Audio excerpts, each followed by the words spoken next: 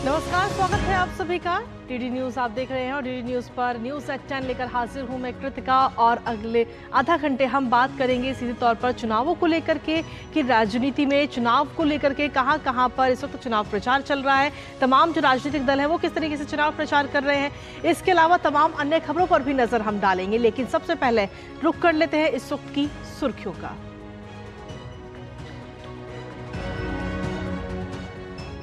लोकसभा चुनाव के दूसरे चरण के लिए चुनाव प्रचार चरम पर। प्रधानमंत्री नरेंद्र मोदी आज राजस्थान और छत्तीसगढ़ में करेंगे चुनावी सभाएं। वहीं गृह मंत्री अमित शाह पश्चिम बंगाल, महाराष्ट्र और कर्नाटक में करेंगे रैली।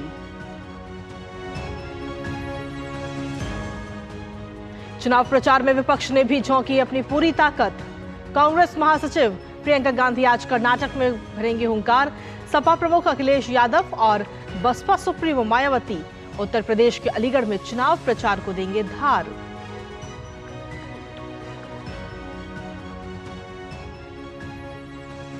सुप्रीम कोर्ट में आज होगी पतंजलि के भ्रामक विज्ञापन मामले में सुनवाई। बाबा रामदेव और आचार्य बालकृष्ण को सुप्रीम कोर्ट में व्यक्तिगत रूप से पेश होने के निर्देश। शराब घोटाला मामले में जेल में बंद दिल्ली के मुख्यमंत्री अरविंद केजरीवाल की न्यायिक हिरासत आज हो रही है समाप्त। इसी मामले में के कविता की भी न्यायिक हिरासत का आज अंतिम दिन।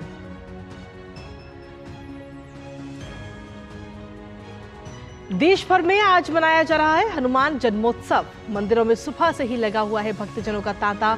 हनुमान चालीसा और अखंड रामचरितमानस का किया जा रहा है पाठ। अंतर्राष्ट्रीय खबरों में ताइवान में महसूस किए गए भूकंप के 80 झटके। 6.3 तीव्रता का रहा सबसे तेज झटका। राजधानी ताइपे में झुकी कुछ इमारतें। जापान, चीन और फिलीपींस में भी महसूस किए गए हल्के झटके।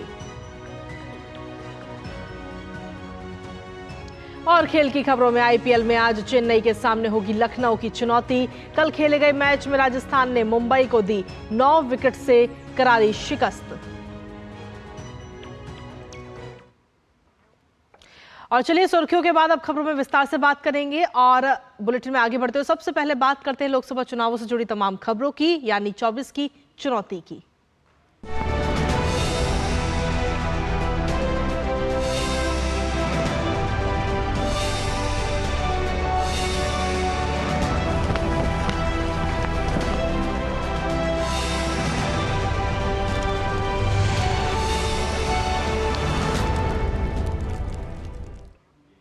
लोकसभा चुनाव के दूसरे चरण के लिए चुनाव प्रचार चरम पर है और सभी दलों ने मतदाताओं को लुभाने में अपनी पूरी ताकत झोंक दी है। वहीं प्रधानमंत्री नरेंद्र मोदी भी लगातार जनसभाएं कर रहे हैं। आज प्रधानमंत्री मोदी पहले राजस्थान पहुंचेंगे, जहां वो टोंक सवाई माधोपुर में चुनावी रैली को संबोधित करेंगे। राजस्थान के बाद प्रधानमंत्री छत्तीसगढ़ में 2 जनसभाएं करेंगे। प्रधानमंत्री की पहली जनसभा दोपहर करीब 2:45 बजे जांजगीर चांपा में होगी। इसके बाद महासमुंद में प्रधानमंत्री जनसभा करते हुए नजर आएंगे।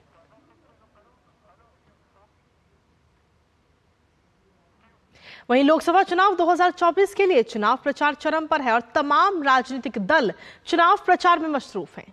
भारतीय जनता पार्टी के नेता अलग अलग राज्यों में धुआंधार चुनाव प्रचार कर रहे हैं। इसी कड़ी में गृह मंत्री अमित शाह आज 3 राज्यों पश्चिम बंगाल, महाराष्ट्र और कर्नाटक में चुनावी रैली करने वाले हैं। सबसे पहले अमित शाह पश्चिम बंगाल की मालदा दक्षिण लोकसभा सीट पर रोड शो करेंगे। इसके बाद में अमित शाह पश्चिम बंगाल के रायगंज लोकसभा क्षेत्र में एक जनसभा को संबोधित करेंगे। उसके बाद में शाम को अमित शाह महाराष्ट्र के अकोला लोकसभा क्षेत्र में विशाल चुनावी रैली को संबोधित करेंगे। उसके बाद में शाम करीब 7 बजे गृह मंत्री बेंगलुरु साउथ लोकसभा क्षेत्र में भव्य रोड शो करते हुए आज नजर आएंगे। केंद्रीय गृह एवं सहकारिता मंत्री और बीजेपी के वरिष्ठ नेता अमित शाह ने कांग्रेस नेता पी चिदंबरम के बयान की निंदा की है। गृह मंत्री अमित शाह ने कहा कि अगर कांग्रेस सत्ता में आती है तभी तो वो सीएए 3 नया आपराधिक कानून और अन्य कानून वापस ले पाएगी, जो होना ही नहीं है। अमित शाह ने कांग्रेस पर सीधा निशाना साधा और कहा कि तुष्टीकरण की राजनीति में अंधी कांग्रेस पहले चरण में अपना सुपड़ा साफ होता देख बौखला गई है। अपने वोट बैंक को खुश करने के लिए प्रताड़ित हिंदू, बौद्ध, जैन, ईसाई, सिख और पारसी समुदाय के लोगों का अहित करने पर कांग्रेस आमदा है। आगे उन्होंने कहा कि कांग्रेस को नए कानूनों से 3 साल के अंदर न्याय मिलने से समस्या है। देश की जनता 2014 और 2019 की ही तरह पहले से भी ज्यादा ताकत के साथ 2024 चुनाव में कांग्रेस को सबक सिखाने वाली है। लोकसभा चुनाव 2024 के लिए सभी राजनीतिक दलों ने अपनी पूरी ताकत झोंक रखी है और अब इसी कड़ी में कांग्रेस महासचिव प्रियंका गांधी आज कर्नाटक में 2 चुनावी सभाएं करेंगी। प्रियंका गांधी कर्नाटक के चित्रदुर्ग लोकसभा निर्वाचन क्षेत्र और बेंगलुरु में चुनावी रैली कर अपने प्रत्याशी के पक्ष में मतदान की अपील करेंगी। साथ ही उत्तर प्रदेश से जुड़े 2 दिग्गज नेता अलग अलग क्षेत्रों में चुनाव प्रचार आज करेंगे। सपा प्रमुख अखिलेश यादव उत्तर प्रदेश के अलीगढ़ में चुनाव प्रचार को धार देंगे, तो वहीं बसपा सुप्रीमो मायावती यूपी के अलीगढ़ और मेरठ में जनसभा को संबोधित करेंगी। वहीं बिहार की अगर बात करें तो राजद नेता तेजस्वी यादव बिहार के पूर्णिया, कटिहार, भागलपुर और मुंगेर में अपने गठबंधन के पक्ष में चुनाव प्रचार करते हुए आज नजर आएंगे।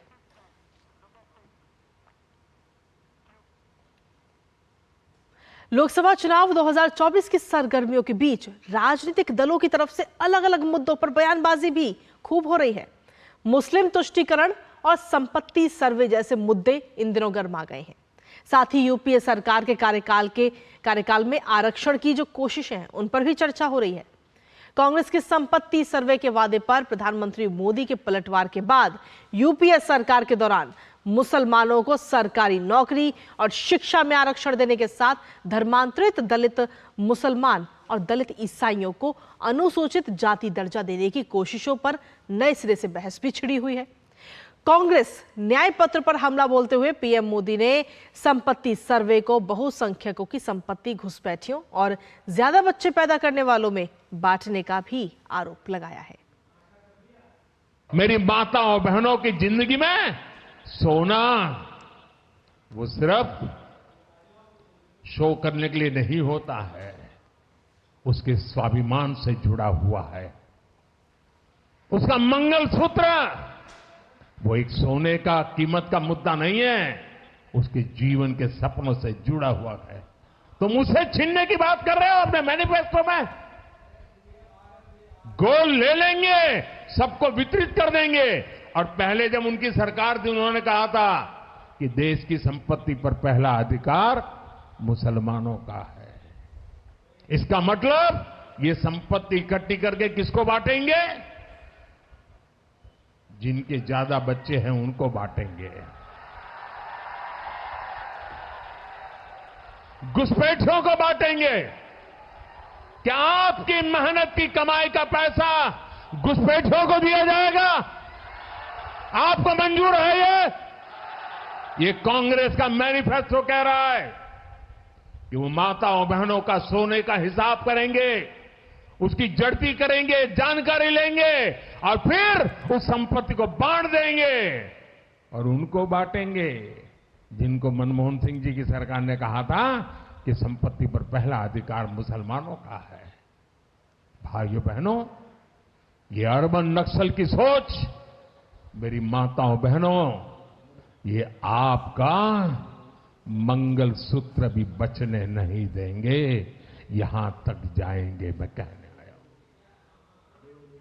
दरअसल प्रधानमंत्री मोदी के इस मुद्दे को उठाने से पहले ही कांग्रेस के न्याय पत्र को लेकर जारी होने के बाद में राहुल गांधी ने भी एक जनसभा की थी और उस जनसभा में उन्होंने कहा था कि हम पहले ये निर्धारित करने के लिए एक राष्ट्रव्यापी जाति जनगणना करेंगे कि कितने लोग अन्य पिछड़ा वर्ग, कितने अनुसूचित जाति, कितने अनुसूचित जनजाति और कितने अल्पसंख्यक समुदाय से आते हैं। उसके बाद में धन के समान वितरण को सुनिश्चित करने के लिए एक ऐतिहासिक कदम के तहत हम एक वित्तीय और संस्थागत सर्वेक्षण कराएंगे। एक्सरे कर देंगे, दूध का दूध, पानी का पानी हो जाएगा। माइनॉरिटीज को पता लग जाएगा कि इस देश में उनकी भागीदारी कितनी है। इसके बाद हम फाइनेंशियल और इंस्टीट्यूशनल सर्वे करेंगे। इस ऐतिहासिक कदम के बाद हम क्रांतिकारी काम शुरू करेंगे। जो आपका हक बनता है वो हम आपके लिए आपको देने का काम करेंगे। और चलिए अब आगे बढ़ेंगे, जहां 2019 के लोकसभा चुनाव में जो फ्लैग पॉलिटिक्स पूरे देश में छाई रही, वायनाड में उसकी वापसी हुई है। असम के मुख्यमंत्री हेमंत बिस्व शर्मा ने कहा कि IUML ने राहुल गांधी को धमकी दी। इस कारण उन्होंने वायनाड से कांग्रेस के झंडे निकाल दिए। दरअसल IUML केरल में कांग्रेस के नेतृत्व वाले UDF गठबंधन का एक प्रमुख हिस्सा है। कांग्रेस नेता राहुल गांधी वायनाड से चुनाव भी लड़ रहे हैं। राहुल गांधी का नॉमिनेशन हुआ, मुस्लिम लीग ने उनको धमकी दे दिया कि यार जाना है तो मेरा फ्लैग लेके जाना है। राहुल ने बोला भाई कांग्रेस का फ्लैग भी नहीं, तुम्हारा फ्लैग भी नहीं, हम लोग अकेला बिना फ्लैग को ही नामांकन देने दूंगा। केरला में राहुल गांधी ने तुष्टीकरण का राजनीति किया, अपना फ्लैग भी इस्तेमाल नहीं किया। वायनाड से कोई उनका प्यार नहीं है, आप लोगों से कोई प्यार नहीं है। और वहीं छत्तीसगढ़ के जांजगीर चांपा लोकसभा क्षेत्र में तीसरे चरण में मतदान होगा और इसके मद्देनजर प्रधानमंत्री नरेंद्र मोदी आज सक्ती जिले के जेठा गांव स्थित कॉलेज मैदान में चुनावी रैली को संबोधित करेंगे। प्रधानमंत्री के आगमन को लेकर स्थानीय लोगों में भी काफी उत्साह देखा जा रहा है। छत्तीसगढ़ के कैबिनेट मंत्री OP चौधरी से हमारे संवाददाता सोमेश पटेल ने खास बातचीत की है। क्या कुछ कहना है उनका, आपको सुनवाते हैं। बातचीत करने के लिए छत्तीसगढ़ के कैबिनेट मंत्री OP चौधरी हैं, उनसे बातचीत करेंगे। सर, प्रधानमंत्री आ रहे हैं, कितना खास? मोदी जी को देश ही नहीं दुनिया भर के सबसे लोकप्रिय नेता मानती है जनता जनार्दन, और मोदी जी लगातार छत्तीसगढ़ आते रहते हैं। छत्तीसगढ़ से उनका नाता बड़ा अटूट है। वो संगठन में थे तब भी छत्तीसगढ़ में लगातार काम करते रहे हैं, और बड़े सौभाग्य की बात है कि सक्ती जैसे छोटे से जगह में देश का इतना लोकप्रिय और ताकतवर प्रधानमंत्री आ रहा है। इस चीज को लेकर के इस क्षेत्र की जनता जनार्दन और हमारे क्षेत्र के कार्यकर्ता बंधु बहुत उत्साहित हैं और सभी उनके आगमन की प्रतीक्षा कर रहे हैं। किन मुद्दों को लेकर आप जनता के बीच आ रहे हैं? मोदी की गारंटी सबसे बड़ी बात, माताओं बहनों के लिए नारी शक्ति वंदन अधिनियम ला करके 33% आरक्षण लोकसभा विधानसभाओं में स्थापित करने जा रहे हैं। पिछले 10 सालों में 25 करोड़ से अधिक लोग गरीबी रेखा से बाहर आए हैं। तो मैं तो कहूंगा कि एक स्पष्ट मजबूत नेतृत्व, सशक्त संगठन, 10 वर्षों का ट्रैक रिकॉर्ड और आने वाले 25 सालों में 25 सालों का विजन, जिससे भारत विकसित राष्ट्र बनेगा 2047 तक। तो जिस पार्टी के पास नेतृत्व है, संगठन है, ट्रैक रिकॉर्ड है और विजन है, उसी को देश की जनता जनार्दन स्वीकार करेगी। यही हमारा एजेंडा है। आखिरी सवाल, छत्तीसगढ़ में कितनी सीट? 11 में 11 सीटें। मोदी जी की यहाँ लहर ही नहीं, सुनामी चल रही है। छत्तीसगढ़ में मोदी की गारंटी भी है, दूसरा राहुल की भी गारंटी छत्तीसगढ़ में कह रहे हैं। कांग्रेस एक दुविधा में फंसी हुई पार्टी है। वो जानती है कि राहुल जब तक हैं वो कुछ नहीं कर सकते, लेकिन उससे बाहर भी नहीं आ पा रहे हैं। कांग्रेस डूबती नाव है, वो विडंबना में फंसी हुई कांग्रेस है। साफ तौर पर सुन रहे थे, ये कैबिनेट मंत्री OP चौधरी थे जो साफ तौर पर कह रहे थे कि प्रधानमंत्री के दौरे को लेकर यहाँ पर बीजेपी कार्यकर्ताओं के साथ आम लोगों में काफी उत्साह है। सोमेश पटेल, DD न्यूज, सक्ती। और इसी के साथ फिलहाल लोकसभा चुनावों से जुड़ी तमाम खबरों में फिलहाल इतना ही। रुकेंगे एक छोटे से ब्रेक के लिए, उसके बाद रुक करेंगे तमाम अन्य खबरों का।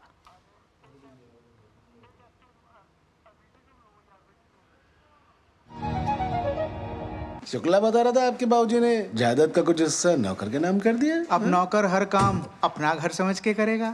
समरकूल, जो हर दिल करे कबूल। तुम्हें पता है इन्वेस्टर्स के लिए एक इन्वेस्टर प्रोटेक्शन फंड होता है, IPF। लेकिन अगर तुम्हारा ट्रेड एक्सचेंज पर एग्जीक्यूट नहीं हुआ या फिर कोई गारंटीड रिटर्न्स वाली स्कीम है, तो ये IPF आपकी मदद नहीं कर सकता है।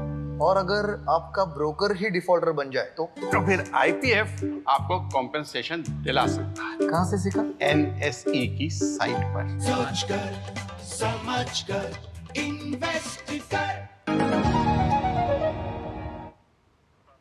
और ब्रेक के बाद एक बार फिर से स्वागत है आप सभी का। न्यूज़ एट 10 में आगे बढ़ते हुए अब अन्य खबरों का रुख करते हैं, जहां पश्चिम बंगाल की ममता सरकार को शिक्षक भर्ती मामले में बड़ा झटका लगा है।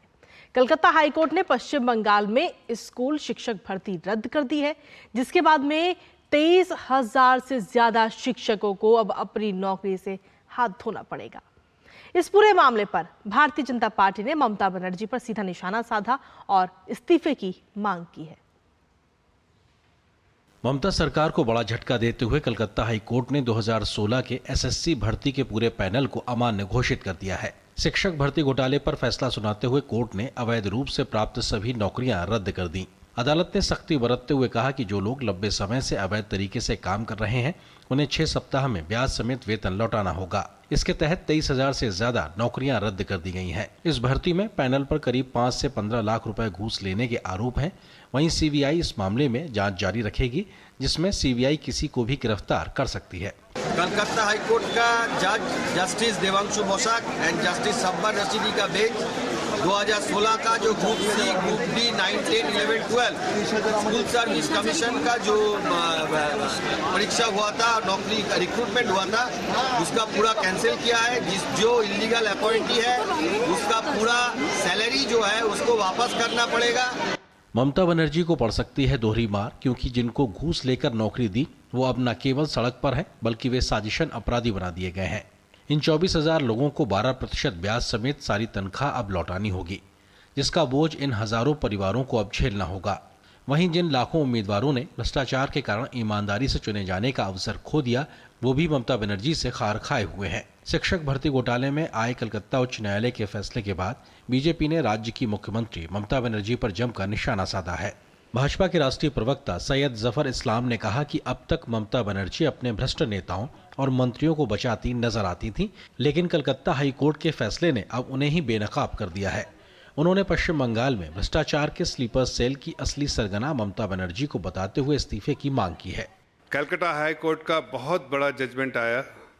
वेस्ट बंगाल के करप्शन के स्लीपर सेल का सही सरगना, जो असल सरगना है ममता बनर्जी, वो पूरे तौर से बेनकाब हो गई है। ममता बनर्जी को ऐसे बड़े करप्शन में, जहां पर हाई कोर्ट के भी फैसले आ गए हैं और हाई कोर्ट जजमेंट ने पूरे तौर से उनको एक्सपोज कर दिया है, ऐसे में ममता बनर्जी को आज इस्तीफा देना चाहिए। गौरतलब है कि साल 2016 में पश्चिम बंगाल सरकार ने स्कूलों में शिक्षकों की भर्ती निकाली थी। ये भर्ती सरकारी स्कूलों के लिए थी। इसके जरिए माध्यमिक और उच्चतर माध्यमिक स्कूलों के लिए शिक्षकों का चयन होना था। इस भर्ती में अनियमितता के आरोप लगे और मामला हाईकोर्ट तक पहुंच गया। इस मामले में घोटाले को लेकर कई याचिकाएं दायर की गईं और कोर्ट ने सभी पर एक साथ सुनवाई की। कलकत्ता हाई कोर्ट के आदेश पर सीबीआई ने पूरे मामले की जांच की और पश्चिम बंगाल के पूर्व शिक्षा मंत्री पार्थ चटर्जी को गिरफ्तार किया। पार्थ चटर्जी की गिरफ्तारी के बाद पूर्व शिक्षा मंत्री की करीबी सहयोगी अर्पिता मुखर्जी के कोलकाता स्थित आवास से ईडी को 21 करोड़ रुपए नकद और 1 करोड़ रुपए से अधिक के आभूषण मिले थे। इसके अलावा पश्चिम बंगाल स्कूल सेवा आयोग के कुछ पदाधिकारियों को भी गिरफ्तार किया गया। प्रसन्नजीत बख्शी के साथ ब्यूरो रिपोर्ट, टीटी न्यूज। और आज देश भर में हनुमान जयंती का पर्व मनाया जा रहा है। सुबह से ही मंदिरों में भक्तजनों का तांता लगा हुआ है। दरअसल बड़ी संख्या में लोग हनुमान मंदिर में दर्शन करने के लिए लगातार पहुंच रहे हैं। मंदिरों में इस वक्त हनुमान चालीसा, अखंड रामचरितमानस का पाठ किया जा रहा है, तो वहीं हर जगह पर सुरक्षा के भी पुख्ता इंतजाम किए गए हैं।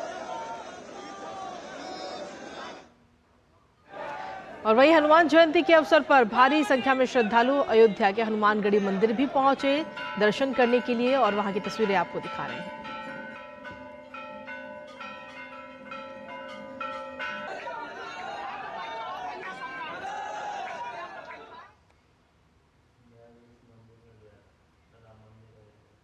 तो देखिए, ये तस्वीरें आपको अयोध्या की दिखा रहे हैं।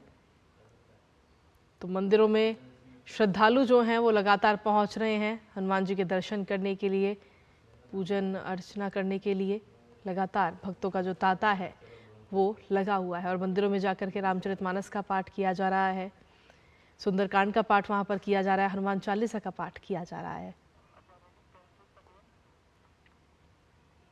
तो प्रधानमंत्री नरेंद्र मोदी ने भी सोशल मीडिया प्लेटफॉर्म एक्स पर एक संदेश दिया और अपने संदेश में उन्होंने कहा कि देश भर के मेरे परिवारजनों को हनुमान जयंती की असीम शुभकामनाएं। पवन पुत्र का समर्पण भाव समस्त राम भक्तों के लिए सदैव प्रेरणा शक्ति बना रहेगा। उनकी कृपा से विकसित भारत के संकल्प को नई ऊर्जा मिले, यही कामना है। जय बजरंगबली।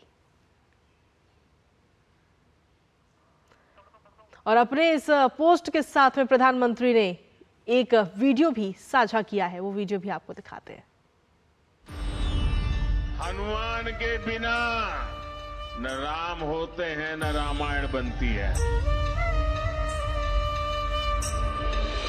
हनुमान जी अपनी भक्ति से, अपने सेवा भाव से सबको जोड़ते हैं। हर कोई हनुमान जी से प्रेरणा पाता है। सो सब तब प्रताप रघुराई, नाथ न कछु मोरी प्रभुताई। यानी अपने हर काम, अपनी हर सफलता का श्रेय हमेशा उन्होंने प्रभु राम को दी। उन्होंने कभी ये नहीं कहा कि मेरे कारण हुआ है, जो कुछ भी हुआ है प्रभु राम के कारण हुआ है।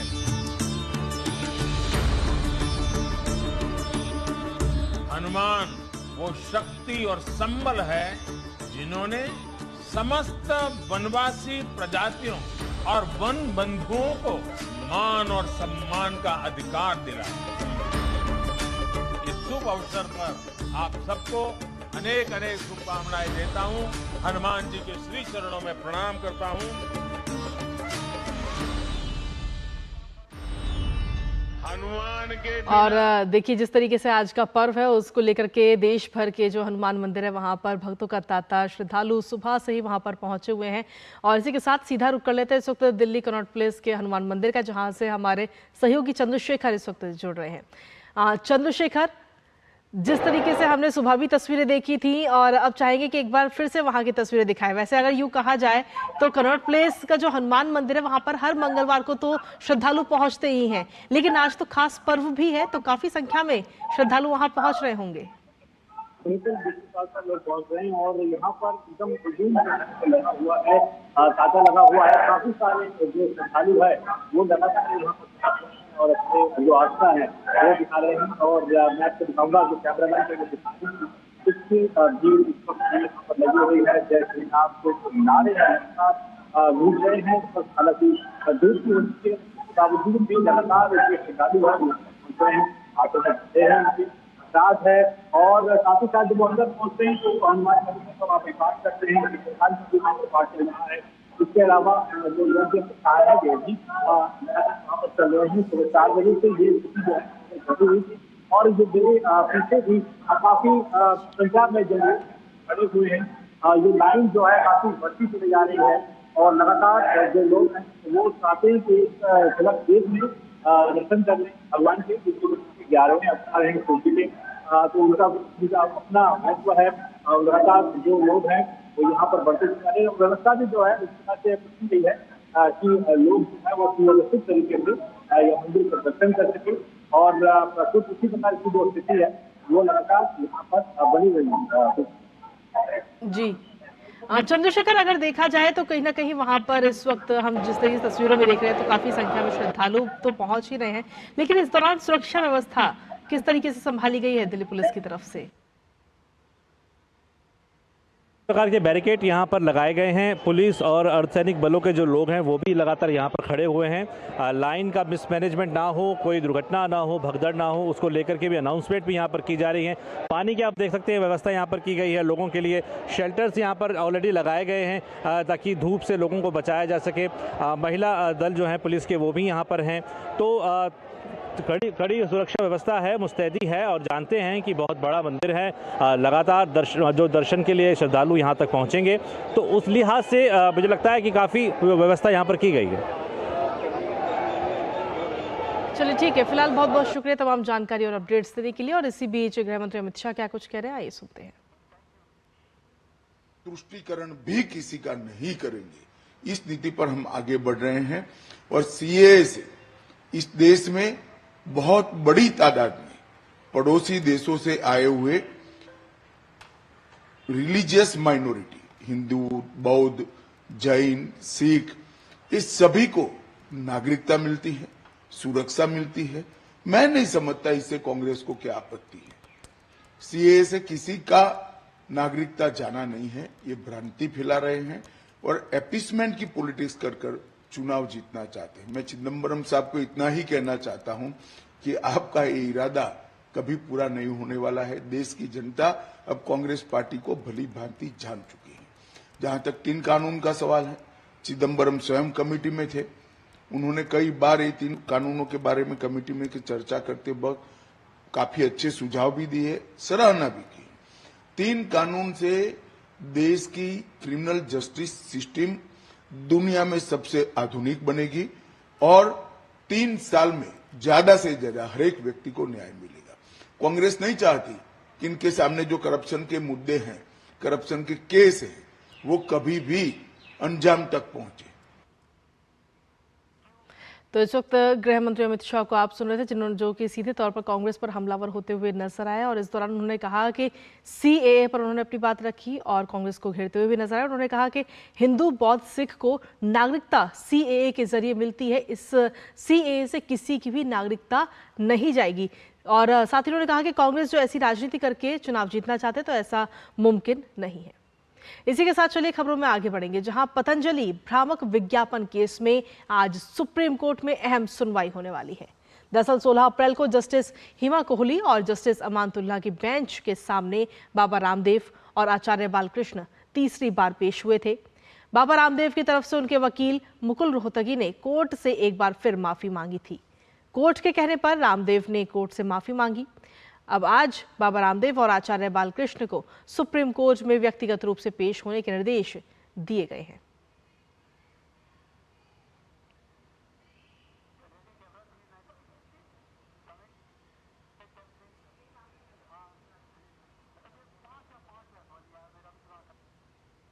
और वहीं अरविंद केजरीवाल की कस्टडी पर राउस एवेन्यू कोर्ट आज अहम सुनवाई करेगा। कोर्ट ने अरविंद केजरीवाल को दरअसल 1 अप्रैल से लेकर के 15 अप्रैल तक के लिए जुडिशियल कस्टडी में भेजा था और इसके बाद में 23 अप्रैल तक उनकी कस्टडी और बढ़ा दी गई थी। अरविंद केजरीवाल शराब घोटाला मामले में इस वक्त तिहाड़ जेल में बंद हैं। उन्हें सुप्रीम कोर्ट से भी कोई राहत नहीं मिली थी।